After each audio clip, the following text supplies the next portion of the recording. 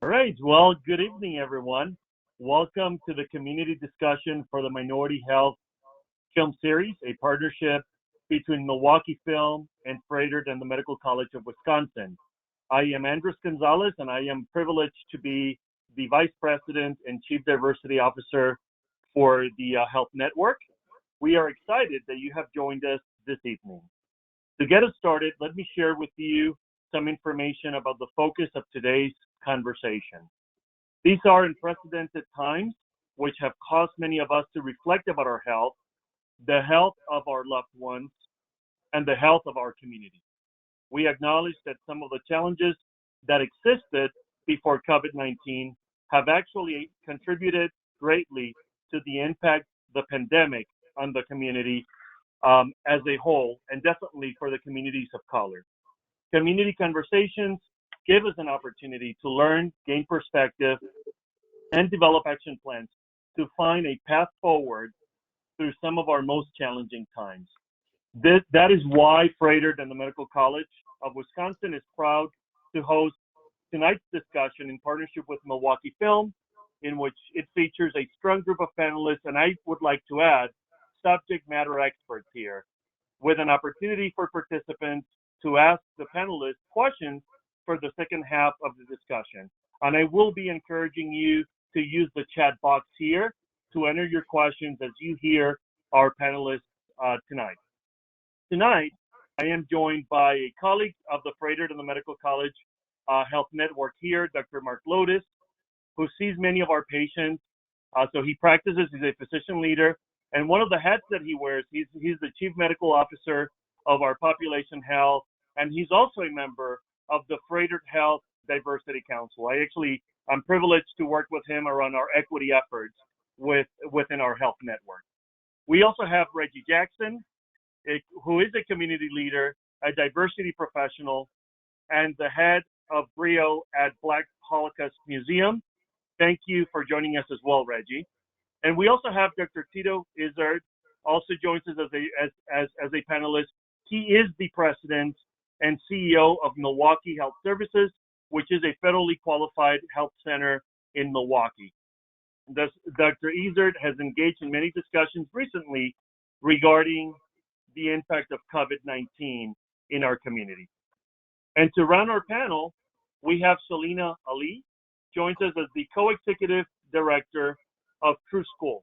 Skool is an organization with a focus inspiring multicultural communities to engage, educate, and empower youth and all community members throughout transformative creative arts and hip-hop culture.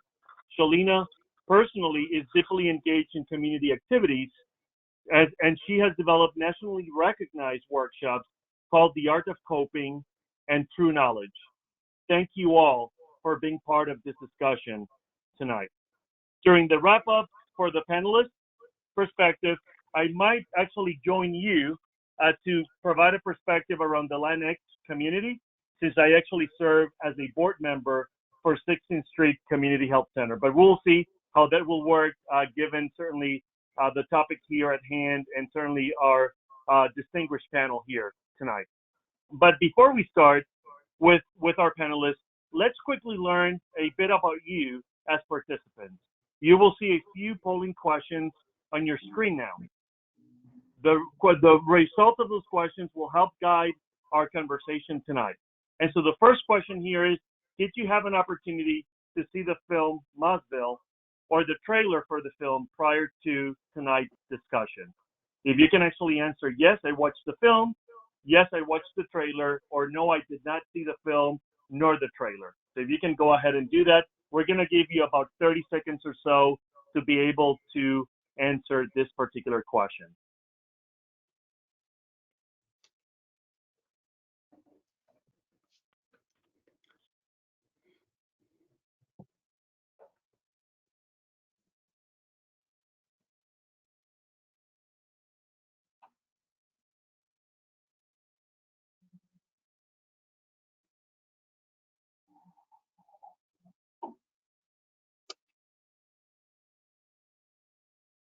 Great. So most of the individuals here in the audience, about 48%, has not had a chance to either watched the film nor the trailer. So we promise as a panel tonight that this will not be a spoiler alert. We will not tell you the outcome of the film, but certainly we will encourage you to watch it if you haven't done so after our discussion tonight. It is a very powerful film.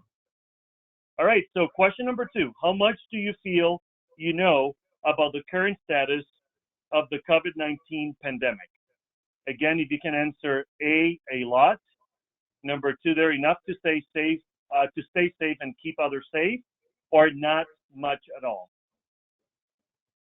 If you can go ahead again and answer that question, we're going to give you again about 30 seconds or so to do so.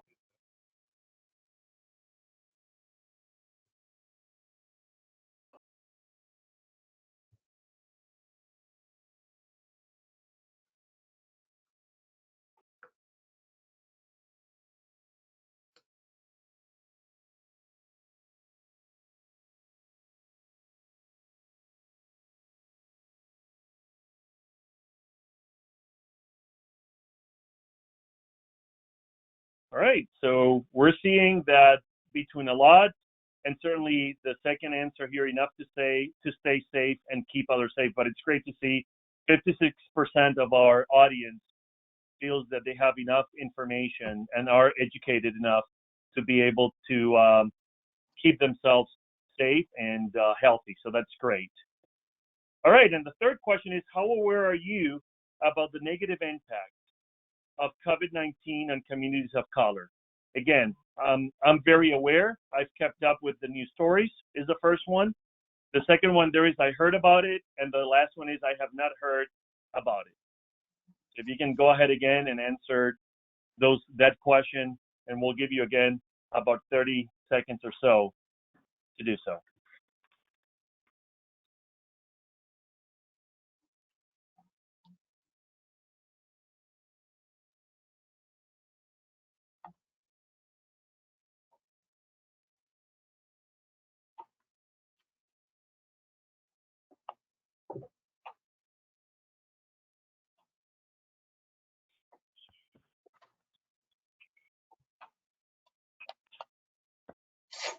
All right. Wow. Overwhelmingly, 88%. I'm very aware, and I've kept up with the news stories. So that's great. So I'm sure our panelists are happy to see that answer.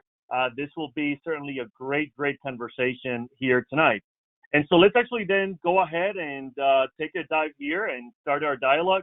Our first panelist will be Dr. Mark Lotus, again, a colleague at Froedtert in the Medical College of Wisconsin. He is the Chief Medical Officer for Population Health and Medical Education, and he's an internal medicine, pediatrics physician, and assistant clinical professor. So at this time, Mark, I'm going to turn it over to you, and you can actually start our conversation tonight. Take it away. Well, thank you so much, Andres, and glad to be here with you today. It's an honor to be part of a distinguished panel for panelists today here on this webinar. I wanted to start my comments, and I'll go quickly through these because it seemed in our polling that our participants have a pretty good understanding of the current COVID-19 crisis and its impact on our community, and specifically the disproportionate impact that it's having on many of our citizens of color. And if you look at this first graph, and I'm sorry, it's a bit of an eye chart on the label. A little over 50%, roughly 50% of Milwaukee County's population is white. 25% of that population is Black, and 15% by the U.S. Census is Hispanic, identifies as Hispanic or Latino. If we go on to the next slide, please. So while 50% of our population are within those demographics, we have not seen an equal distribution of cases of COVID-19 across the Metro Milwaukee area, and specifically Milwaukee County. And these slides, these first few slides, are taken from the Milwaukee County COVID-19 dashboard. What you see here is 3 areas of clusters, one on the north central side, one on the northwest side, and another on the near south side, city south side. And these corresponding to demographics that you'll see reflected on the next slide.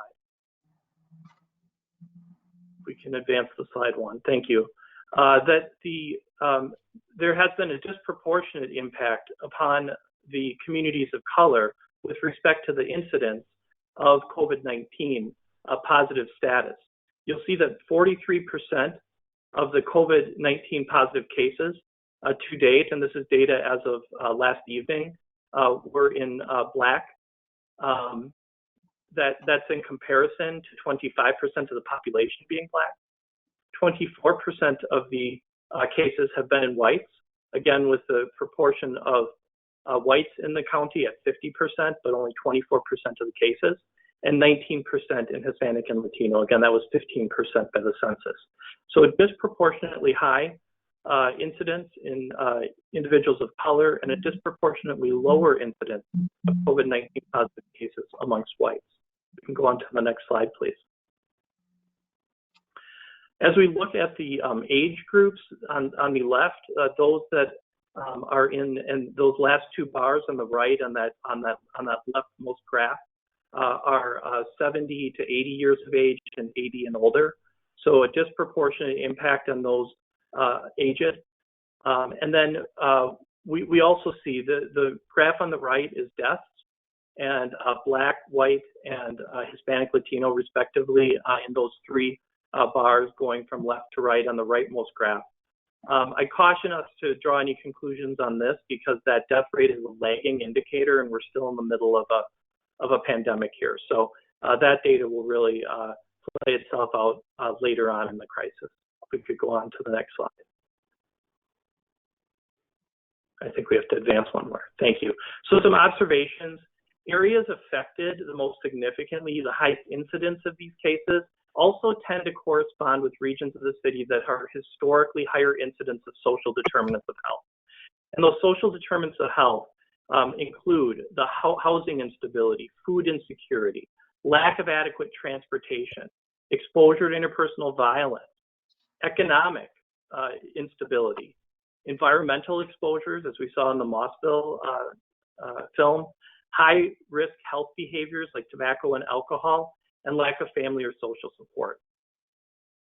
And what we're seeing is that this pandemic and its associated isolation and need social distance and its associated impacts, both economic, social, and psychological, are having a disproportionate impact on those with pre-existing social determinants of health. We can just go on to the last slide. And this is one of my favorite slides from the Robert Wood Johnson Foundation, talking about really showing the difference of equality and equity.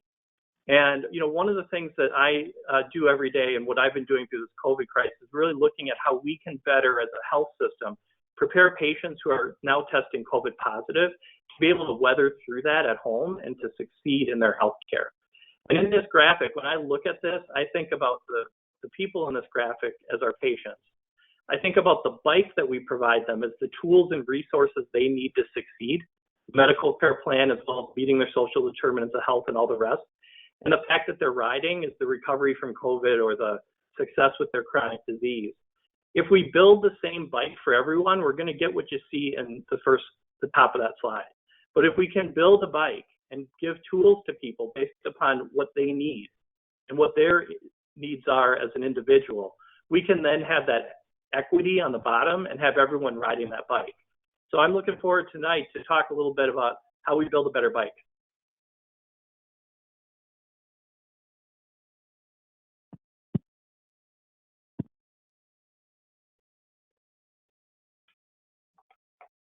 So with that, I will turn this over to, and I believe our next panelist is Dr. Izard, is that correct? We can advance the slide. I'm sorry, it's Reggie Jackson. And Reggie, I'll turn it over to you.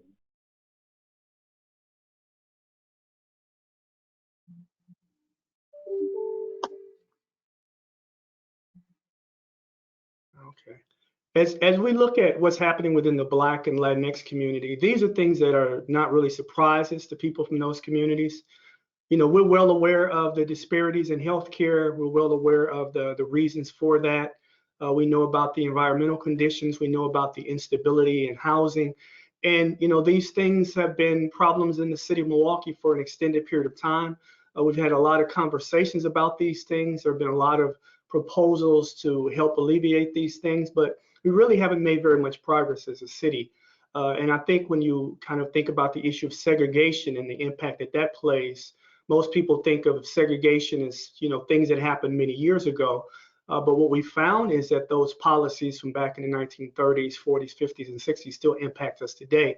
When you look at Metro Milwaukee, only about 28% of Black families are actually homeowners.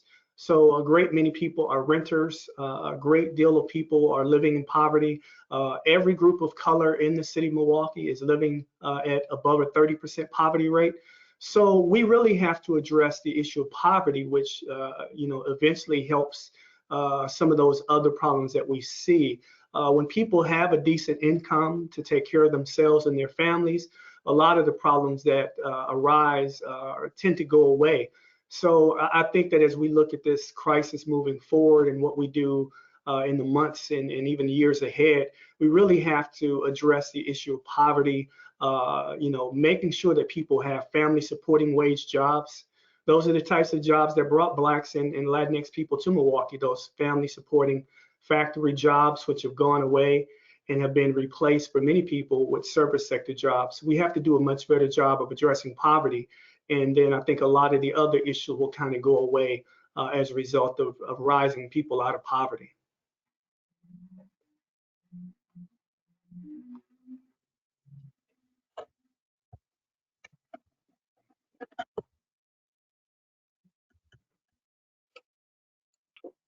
Wonderful.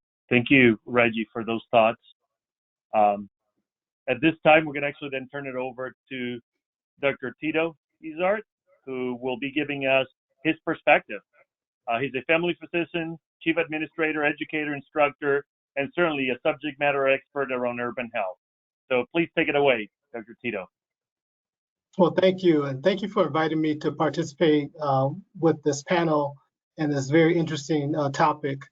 For those of you that didn't have an opportunity to watch the documentary, for those of us that lived the documentary to various degrees, being American descendants of slavery here in America, it's very painful to watch. And you find yourself torn between, do you want to be a martyr or do you want to be a father? And that's unfortunately the character, Stacey Ryan, was torn with that whole issue of how do I fight for my family's lineage to ensure that something that was passed on from generation to generation, do I fight to maintain my past, or do I fight to secure my future, which is his son who's growing up? And for Stacey and for most African Americans who live in this country, you find yourself in a very difficult, almost a cognitive dissonance situation where you're trying to figure out, all right, what do I do? Here in America, unfortunately, and I have this provocative statement that African Americans are relegated to a permanent underclass. If you look at every measurement conditions going back to right after slavery, during Reconstruction, if you look at the amount of wealth that African Americans had at that time, and look at the percentage or proportion of wealth that we have right now, it's actually roughly around 2%, and it really has not changed in all of those years. If you actually look at home ownership or land ownership back during the later years of Reconstruction, and Reggie talks a lot about this, and also looking at that comparative time frame, I mean, you'll see that there was a significant amount of land ownership that 10 or so years right after slavery ended. But if you look at rural land right now that's owned by African Americans, you will find that the top few white people who own land, rural land, is more than all of African Americans combined. I mean, that is when you start looking at these components and start, whether we talk about health factors, like what Dr. Lotus was just referring to, and when you talk about the economic conditions that most of you have heard me talk about, very frequently, When you look at every single measurement, whether you're talking about education, whether you're talking about housing, every single component, it is clear and it is irrefutable that for African Americans, the health disparities are a direct consequence of being an American descendant of slavery. And when you look at our economic condition, it is clear that it is wealth that stabilizes you. It is not your income. And the fact that African Americans have been excluded from wealth accumulation, mainly because most Americans' wealth accumulated during that 20 or 30 year period, especially right after World War II, when a number of programs were being developed, whether it was the GI Bill to assist soldiers coming back and be able to get homes, and African American soldiers were excluded from that, or whether it was a little bit earlier prior to that with the Social Security development, and if you were a domestic worker or worked agriculture, you were excluded from Social Security benefits. Or where you look at loan, where the Federal Housing Authority was developing and being able to provide loans to businesses, so that, or banks and others that would provide mortgages to family, and where we're excluded from being able to purchase that, you see that the wealth accumulation that happened in the middle class American happened during that time from the 1940s to at least the 1970s or 80s, and where we were predominantly excluded from that. So when people hear African Americans, talk about being an American, you think of every single group of people here in the United States currently. American descendants of slavery have been here longer than almost everyone. Of course, not longer than the Native Americans who are present. But when you look at outside of the few original 13 colonies, we've been here more than almost every other ethnic group. And how is it that after 400 years, we still have a wealth gap that 50% of African Americans have zero to negative wealth? Zero to negative wealth. Whereas the white population, whether you use 120,000 or a little bit higher now, which will resort back because of the financial crisis we're going through. But that's what being a first-class citizen American does for you. It allows you to be able to stabilize yourself through crises. Well, if you don't have that financial resources and economic resources to stabilize you, what does that mean? That means you're permanently relegated to an underclass, and your job is to absorb the failure of this country. So unless we can't talk about health disparities without talking about economic inclusion, what Dr. King spoke of, as well as Milton Friedman spoke on it. So you have what you would normally consider opposing ideas, but the reality is it's something that needs to be discussed. Otherwise, there's no hope for African Americans to truly get restorative health equity and bring us back to a level where we can be a first-class citizen for the first time in America. Thank you. So I'd like to turn it over to Shalina.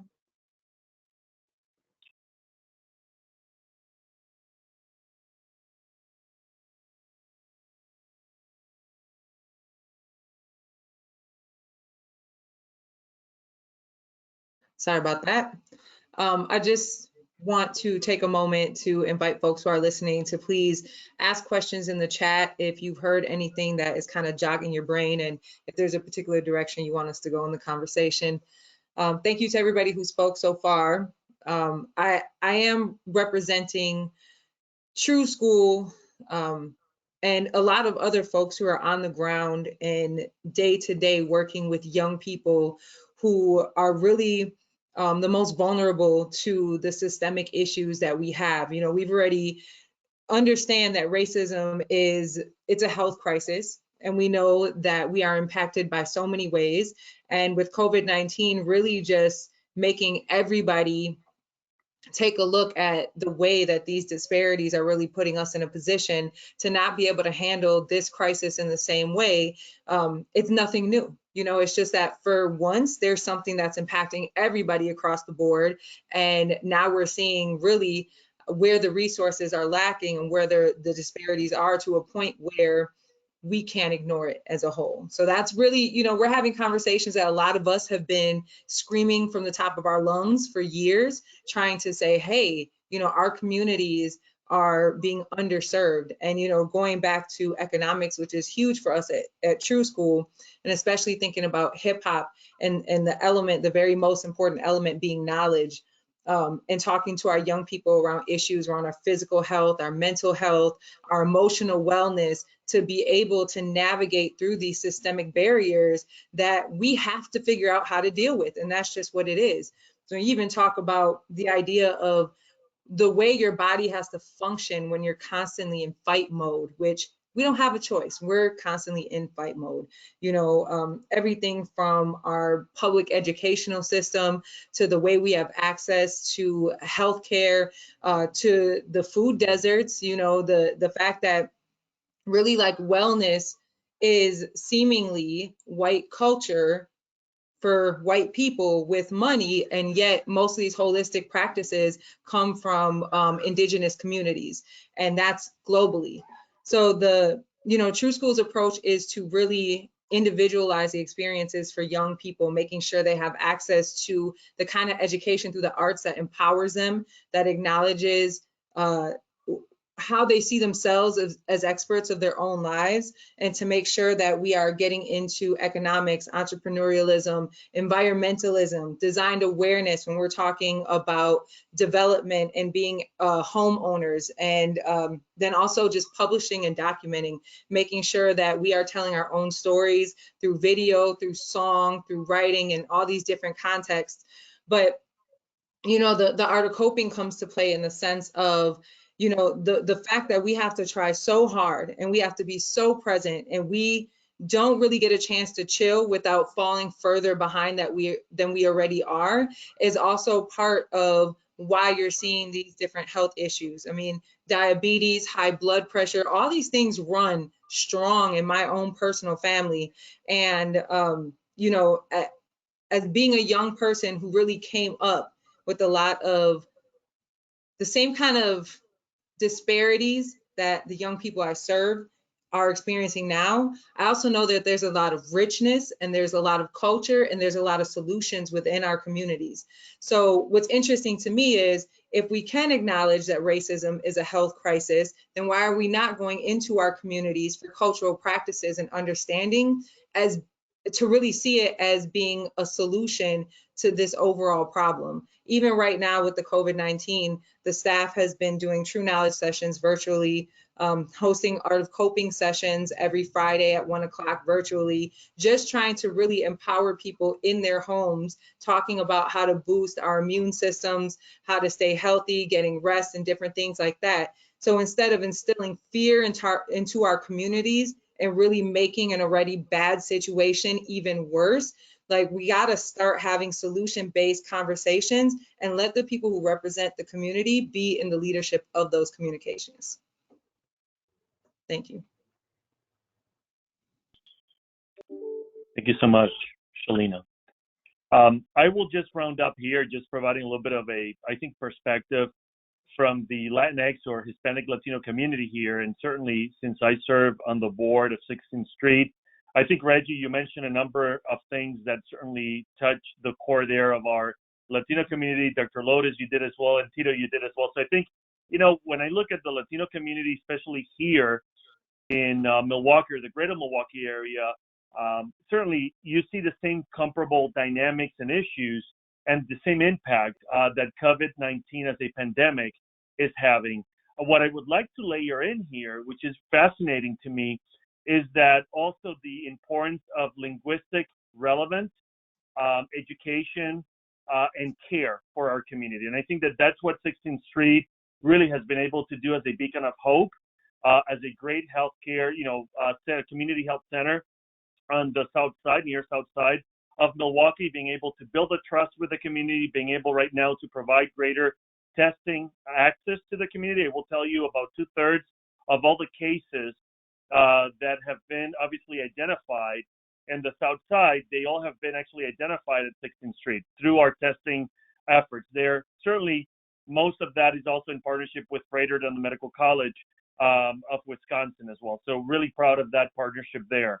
But I think that the whole issue around linguistic relevancy and competence becomes important when you're also dealing with a segment of our community that is also might be extremely fearful of coming in when they also are undocumented. And so I think that that's also part of the reality of a portion of our community.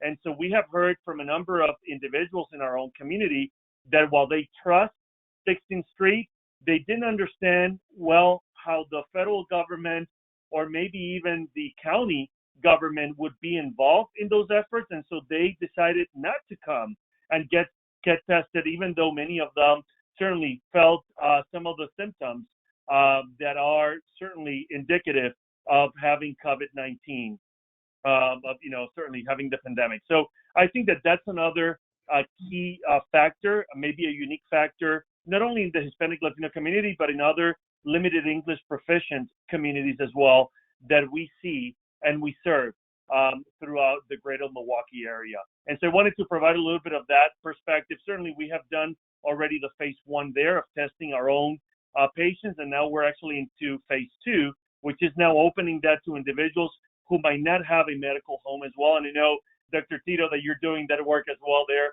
at Milwaukee Health Services. And so again, I think it's going to take the entire community to come together, rally behind this particular effort to really address the pandemic head on. And if we try to do it in silos, I think that we're going to find ourselves having some success, but not truly addressing and perhaps mitigating and flattening the curve, right, or eradicating the issue in our community as we could probably do so if we do it collectively in the community. So one of the things that comes to mind, and I have been kind of toying with this idea in my brain now for quite some time, is that when we see communities like Milwaukee, and again, not any different than any other community where I've lived, certainly my own community of Cleveland, Ohio, suffers from desegregation as well, is that I see that in some communities where I have seen greater success, it really lies on creating this black and brown dialogue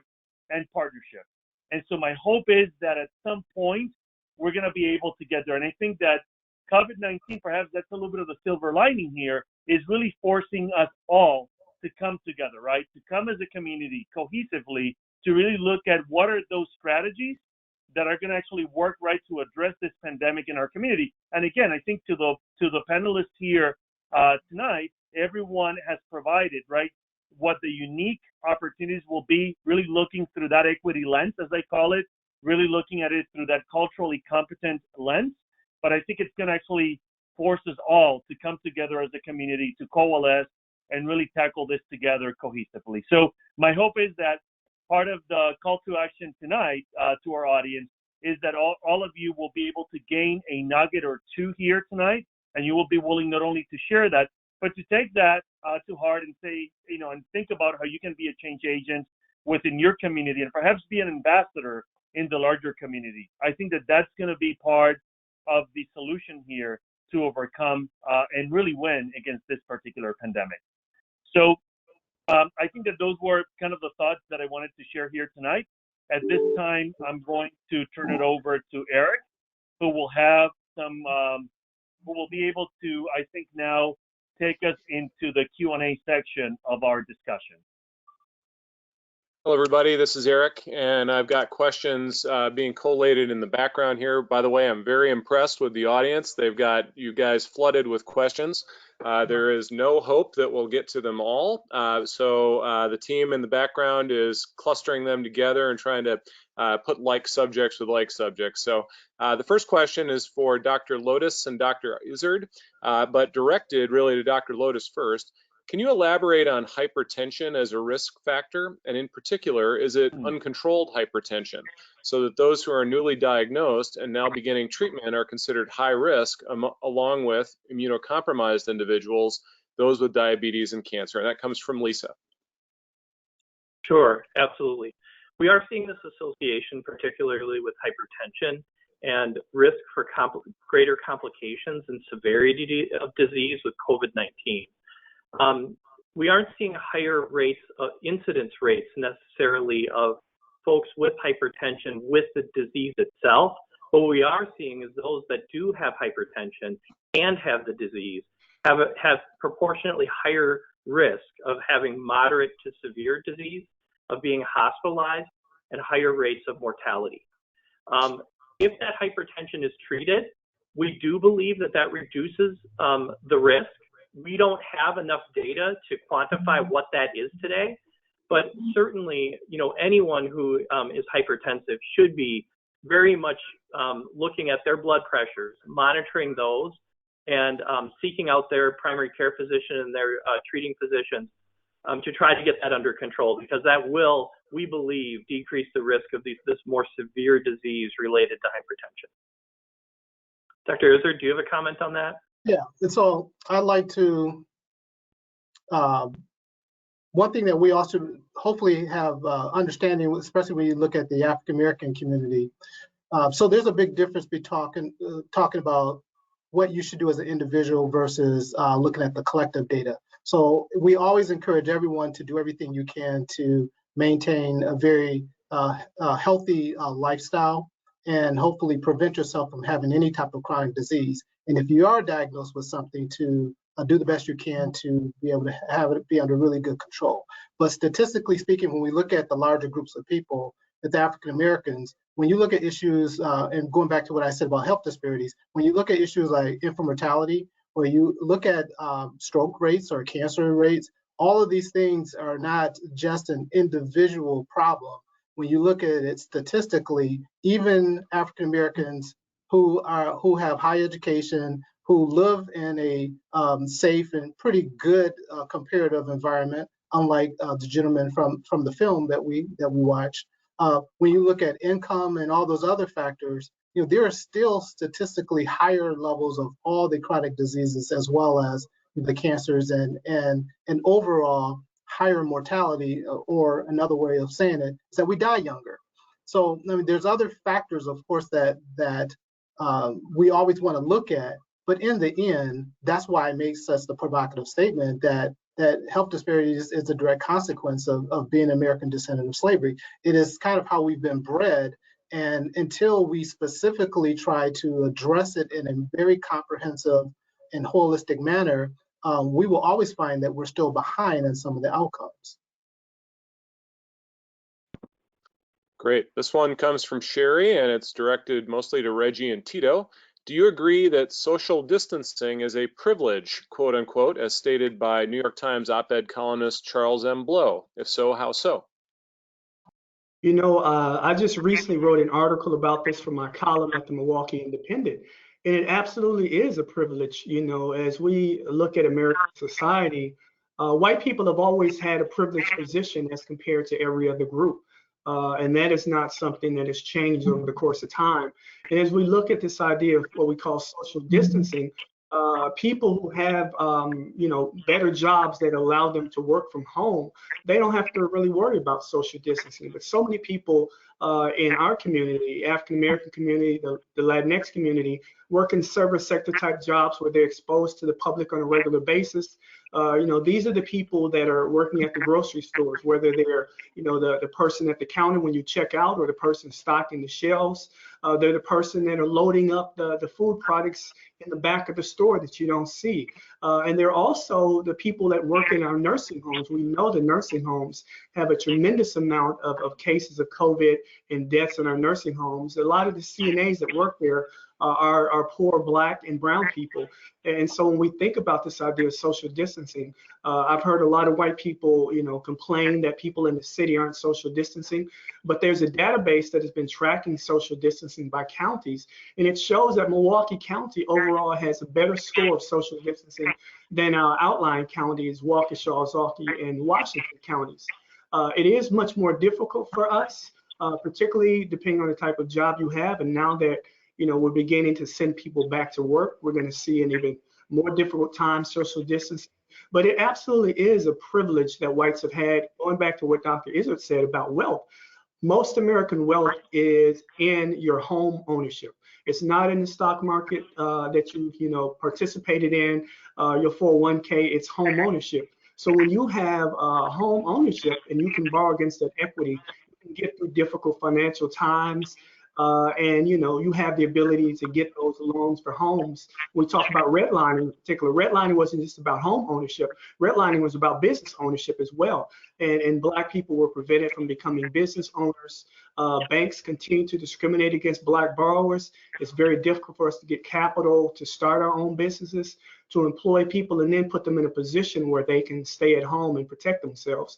So, when we think about the privilege that whites have, a lot of white people don't believe that they have privilege, but there are privileges that they have that they'll never really admit. And as we look at what's happening with COVID here in metropolitan Milwaukee and around the country, it's very obvious to those of us who are paying close attention that some people have privileges that others don't in our community.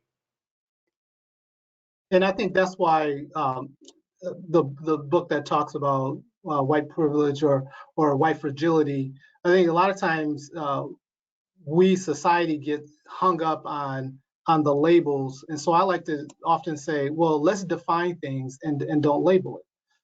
But in the end, it means exactly the same thing. So when I drive through more affluent communities, and so we're telling everybody, all right, stay home, whether you call it social distance or physical distancing, we're saying young people, they should not be out doing XYZ activity. And actually that's true. Individually, you should really try to minimize doing those things. But when you drive through affluent communities, you see the exact same things done, but it's reflected in the way that community does it. For example, when you have a 15-year-old that lives in an affluent community on a half acre, that half an acre house has a basketball court.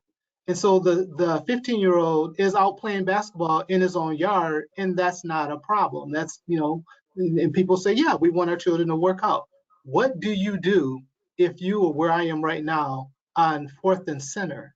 Or, you can't do that. So that child must, stay in the house for 6 weeks, for 2 months. So at some point, and that's why I talk about instability creates dissociative behavior. Sometimes when you're involved in a situation that becomes so overwhelming and so unstable that people end up making decisions and choices that is inconsistent with their faith, value, character, and beliefs. And that doesn't make it right, but we have to better understand why it's being made. And that's why, to be able to address every single one of the health disparity components, every single one of the social determinants of health related to American descendants of slavery, every single one is economically based. And so even something like physical or social distancing is an economic-based issue. It is not a character-based issue. Mm-hmm. Thank you, Doctor. Next question comes from Jesus. He's saying that I reside in the River West and Harambee community. What can we do to make aware our community and protect them? I was at the grocery store at Walmart last week, and most of the customers, African American and Latinos, did not have gloves and masks. Also, the store did not control social distancing as people walked in. Also, I saw construction workers working congregated on the street with no masks or gloves. Was that directed to a specific person?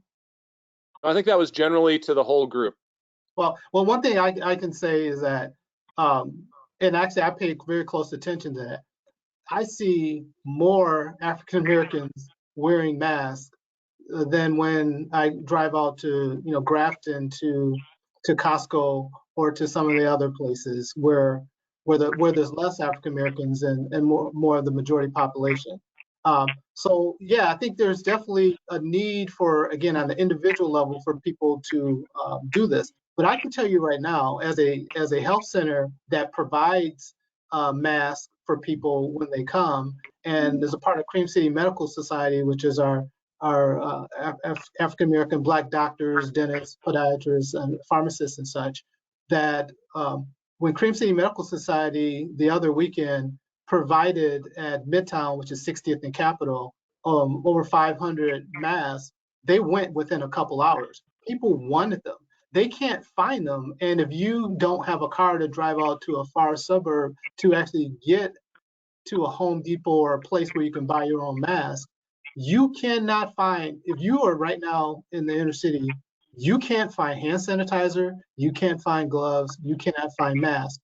And so, and then are you supposed to make your own? So yeah, you can have a bandana. And so there's a lot of things that we can do. So we don't always focus on what you can't do, but we have to again look at the resources available that makes it a lot easier to be able to provide, to make your family safe versus those same resources. So one of the things that I'm pushing for is we should be providing free community masks in the high-risk communities. I mean, we can't tell people to physical distance, then not give them the resources that they need. It doesn't even make any sense at some point.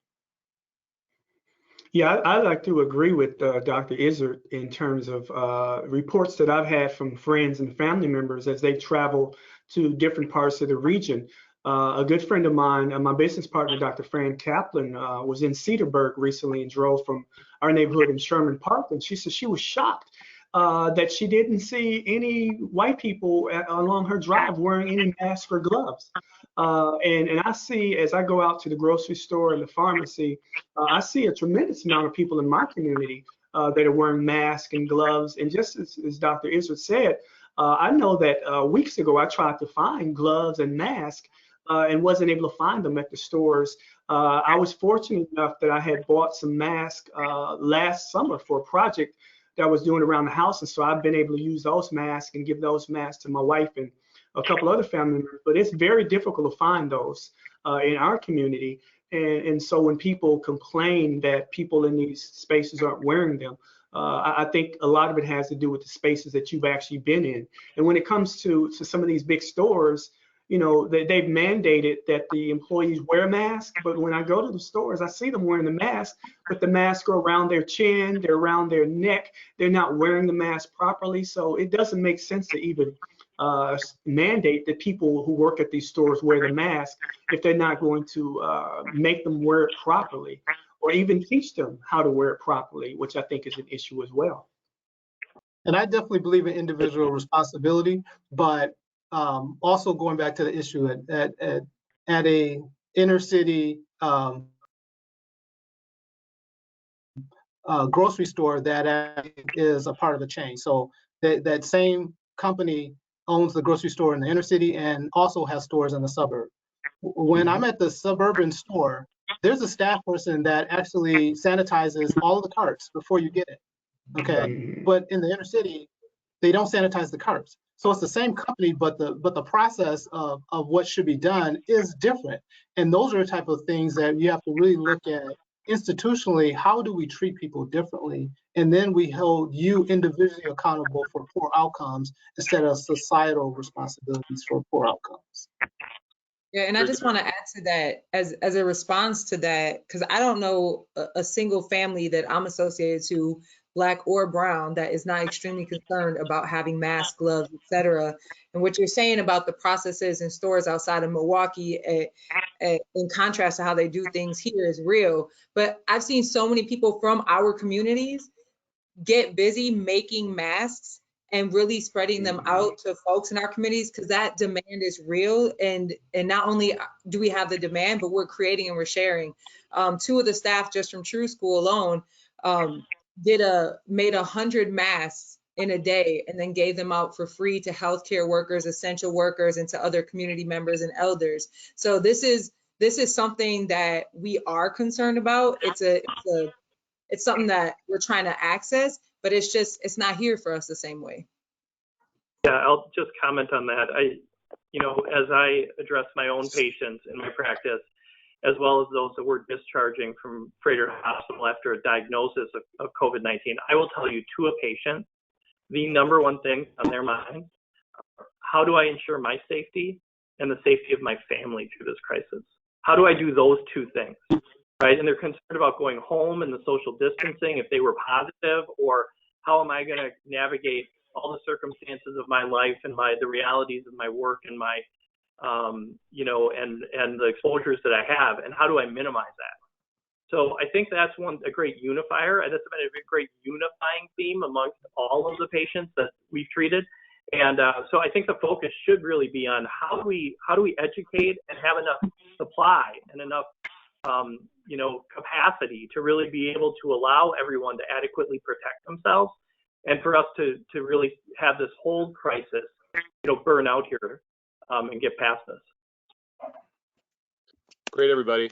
In the background, I've been reminded that the Froedtert team will be processing all the questions we can't get to tonight. And folks, again, you've got dozens of really good questions coming in. So those questions will all get addressed on the Froedtert website, and that the playback from this, by the way, will be available on the Froedtert YouTube channel so that you can share that with your friends, family, colleagues, etc. I think this next question is for Shalina, and it's asked from Azure.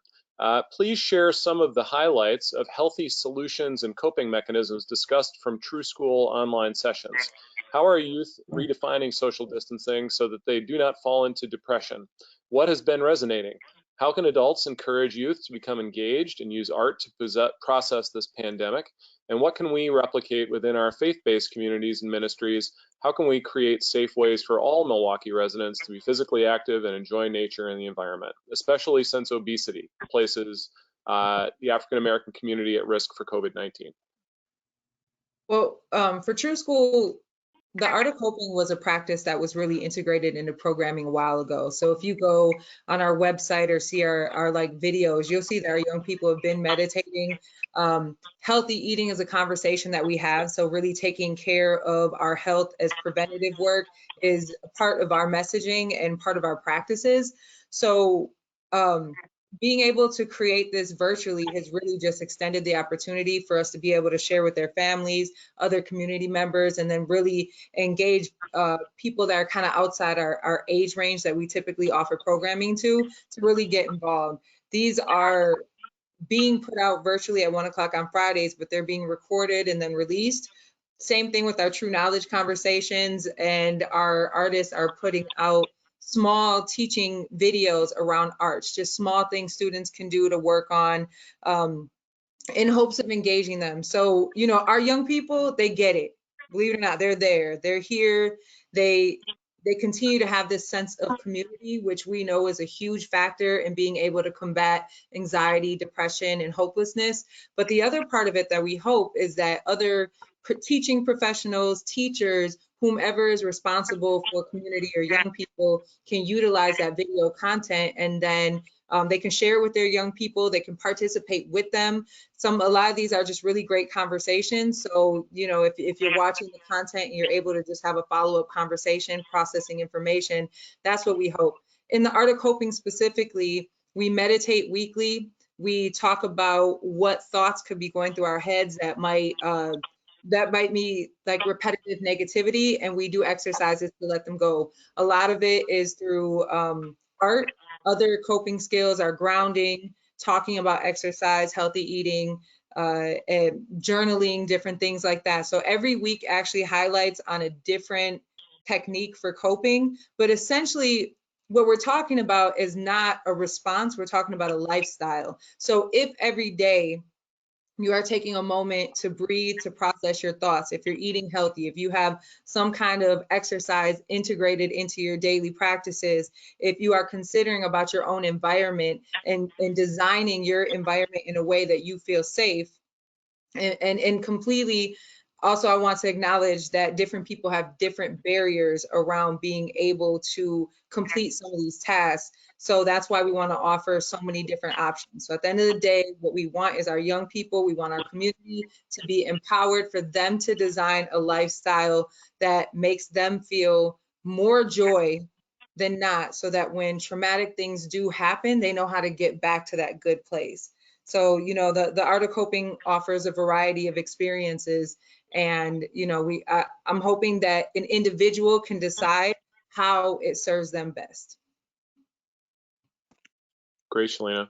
This question comes from Fran, and it's for the doctors. Can you speak to the changes in medical education that are going to be needed to change the ways healthcare professionals interact with and serve communities of color? Sure. So I can start there. I think as we see from our discussion tonight, the social determinants of health are a big factor in health outcomes. As we look at the physician of tomorrow, the ability to address today, we know from the literature that only 20% of our health outcomes is due to the medicines and the clinical care that's being provided as part of a medical treatment plan to a patient. The other 80% of their health outcomes have to do with all those other factors, whether they drink and smoke, whether they get adequate exercise, if they're eating healthy foodstuffs, if they're maintaining a good mental health, and go down that list. It's not easy to do that when you're economically disadvantaged, right? But there are tools and resources that we have to bring to bear for those that need that help, and we need that to be part of the treatment plan and part of the history that the medical students are taking and understanding. They have to address, understand, and then be able to provide resources for those social determinants. That's a big part of our future. And right now, that's not a big part of the medical school curriculum historically. I think that's got to be a big change in our approach. And then I think we do need to get back to community-based delivery of care. We've had a lot of our medical resources pulled out of local communities and centralized into larger centers that are away from where people are living and working, particularly as we look at communities of color.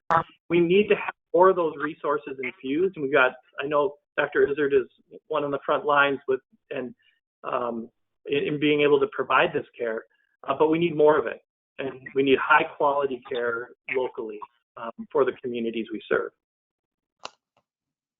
And I would just like to say, when we look at, and it's very important that we specifically identify in this discussion here, the contribution of healthcare and how it has contributed also to some of the discrepancies and disparities that we see. Whether you're talking about the individual provider having implicit bias in the individual care they provide to someone, or whether you look at the larger healthcare institution that has reinforced the institutional racism components. So, for example, most people aren't aware, when you look at African Americans, again, those that have lineage to slavery, out of 100 medical students that started medical school last year, only 3 were African Americans with lineage to slavery, 3 out of 100. Whereas if African Americans are 13% of the population, and those that have lineage are 10% of the population, there's a huge gap there.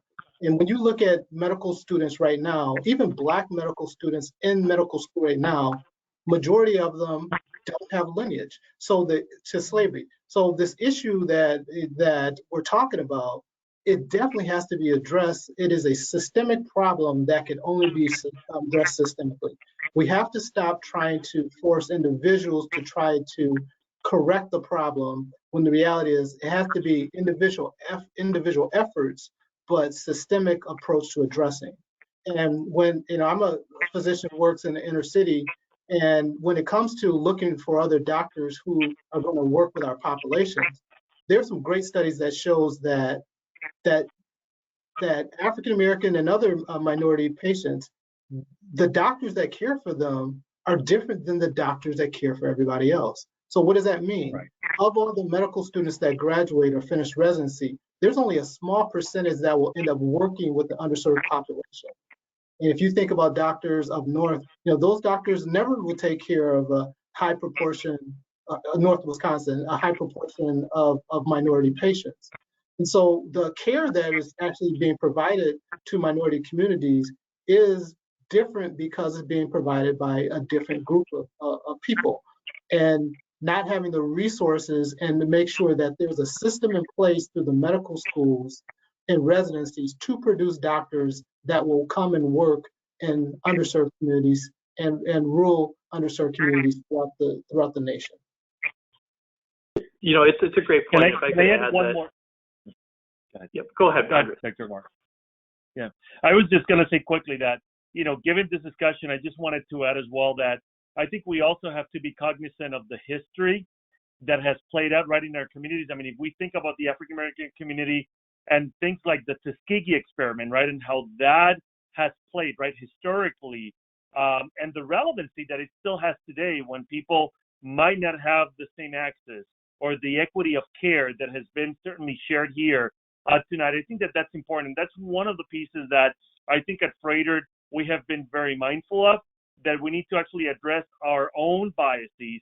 We have actually decided to take on unconscious bias as actually our key learning educational module for the entire health network.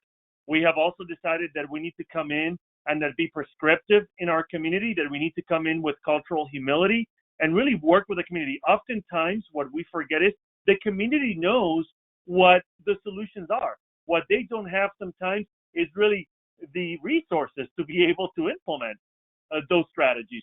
And so I think that that's the piece that we're learning at Froedtert, that coming with that cultural humility, working in partnerships with trusted community-based organizations and some of our federally qualified health centers really is the way to do that. And then really learning and doing a lot more listening than talking to understand and get a good pulse of the community, and then enlisting the community as a key stakeholder to help us to co-create the solutions that are needed at the community level. And I think that that has become part of our understanding our journey and where we are finding to be successful in working with the community and seeing what we would call collective impact and certainly added value to the community. So I wanted to share that, that perspective, because I think that that's important. That has been part of our equity journey that Dr. Lotus and I are kind of in lockstep and really have continued to have those discussions within our diversity council, with our leadership, and certainly have rolled that out as part of our strategic efforts from a community engagement standpoint as well. Well, if you don't mind, I just want to say one thing, which is that I have worked in partnership with the Art of Coping in a research project connecting the medical aspect with the community aspect. And I'm going to tell you something to Tito's point, which is an individual aspect, but then a systemic aspect. I've met people with great hearts in an ugly system that essentially we as people of color don't trust because they keep us sick, for one.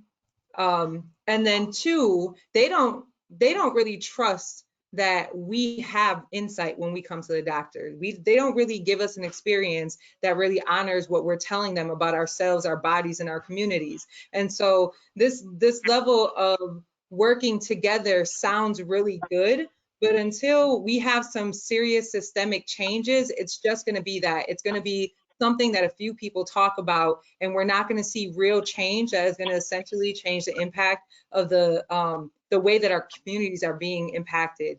And so I just wanted to put that out there because myself, I'm trying to, on my own level, as I'm empowering young people and communities to think about their own power and their own understanding of themselves. At the same time, we're getting on calls like this, and we have to hold the system accountable for the ways that it moves against us constantly.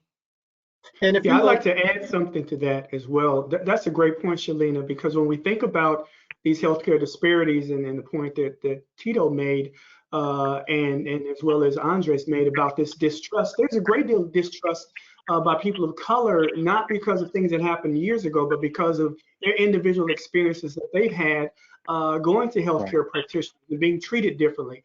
I've heard many stories from people who say they go to the doctor and the doctor doesn't spend very much time getting to know them, asking them probing questions.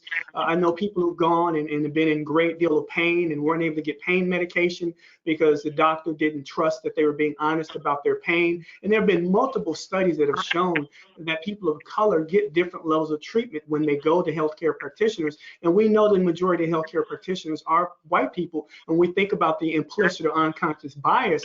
Part of what people miss with unconscious bias is that all of us have unconscious biases, but people don't understand the ideas behind those biases. And one of the most prominent ideas behind the biases towards blacks goes back to the days of enslavement, when white people felt that blacks didn't feel pain in the same way that whites did. And that's still something that's very common among whites to this day. And when we think about the a skewed experiment, but there have been multiple other things in addition to that that have led to us to have distrust. And as Shalina said, as long as we go and we keep staying sick, we don't believe that you're really doing us any good. It's not a healthcare system, it's a sick care system in the minds of many people from our community. Well, folks, there are many dozens more questions out there, and I'm going to turn it back to Andres to kind of finish this out. Once again, a reminder that the playback from this will be posted to the Froedtert YouTube channel. We'd like to encourage everybody to share the playback into your social networks on Facebook or LinkedIn or Twitter or elsewhere, and keep this conversation going. You've got, again, many dozens of these questions that will be addressed by the programming team. So, Andres, back to you. Sure. Well, first of all, I want to thank our distinguished panel here. To each one of our panelists, Reggie, Mark, Tito, and Shalina, thank you so much for being here tonight with us in this dialogue. I love the candor. I am glad that we got to some of the real issues, and we kind of ended up taking off that Band-Aid to have that true discussion tonight. So thank you for the candor. Thank you for your thought leadership. For all the tips and resources and education that you provided tonight. Certainly, I'm walking away with a lot of a new perspective, some good nuggets that I can actually share in our own community and actually certainly at Froedtert and the Medical College. And so thank you for what you do, for what you're doing, and certainly what you will continue to do in our community. So thank you for that. I also would be remiss if I certainly did not also thank our planning team. So our co-leads, Heidi Moore from Froedtert and the Medical College, as well as Gerard Blanks from the Milwaukee Film. They really have been the thought leaders behind certainly moving this into a virtual platform, into a sofa cinema, as they called it. And certainly our planning team here, Maureen Post from Milwaukee Film and Mickey Murray from Milwaukee Film as well. And certainly Monique Graham and Ellison Renenbaum from Froedtert Health. So thank you all for your willingness, for your commitment in making this our first and inaugural sofa cinema. I know we're going to have a number of other ones as part of this series. So to our audience, stay tuned for those other ones, and certainly also for the answering some of the questions that we just couldn't get here to tonight. I also wanted to thank Aurora WDC as our technological partner. Thank you so much for making this also a reality for us and more importantly for our audience. So at this time, I want to thank everyone for your participation. Thank you again, our panelists for your thought leadership, and have a wonderful rest of your night and week for that matter. Stay safe, stay well, and stay healthy. Thank you all.